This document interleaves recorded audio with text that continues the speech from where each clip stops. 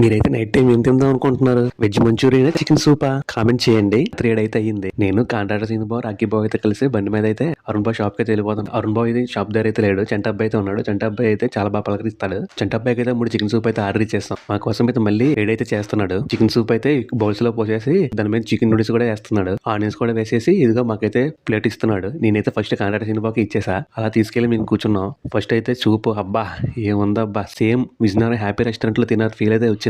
Chicken soup చాలా చాలా చాలా బాగుంది. మంచి టేస్ట్ అయితే వచ్చింది. ఒక హై రెస్టారెంట్ లో తినైతే ఫీల్ అయితే వచ్చింది. వెజ్ మంచూరియా కూడా వచ్చేసింది. వెజ్ మంచూరియా అయితే అది కూడా చాలా బాగుంది. చాలా క్రిస్పీగా నోట్లో పెట్టగానే ఒక బయటకే కరిగిపోయేలాగా అయితే ఉంది. చాలా బాగుంది. టేస్టీగా కూడా ఉంది. మంచి ఫ్లేవర్ తో కలిపి ఇచ్చాడు. బాగా ఇచ్చి చాలా బాగుందని చెప్పేసిన తర్వాత పక్కనే ఉన్న ఐస్ క్రీమ్ షాప్ కి అయితే వెళ్ళిపోయాం. అక్కడైతే అరుణ్ బాక్స్ అయితే తీసుకొని ఇదిగో రాఖీ బాగ్ అయితే ఇచ్చేస్తున్నా. ఇలాంటి డైలీ లైఫ్ బ్లాగ్స్ కోసం ఈ ఛానల్ సబ్స్క్రైబ్ అయితే చేసుకుని లైక్ అయితే చేసుకోండి. కామెంట్ అయితే చేయండి. మీకు చికెన్ సూప్ నచ్చిందా లేదా వెజ్ మంచూరియా అయితే నచ్చింది.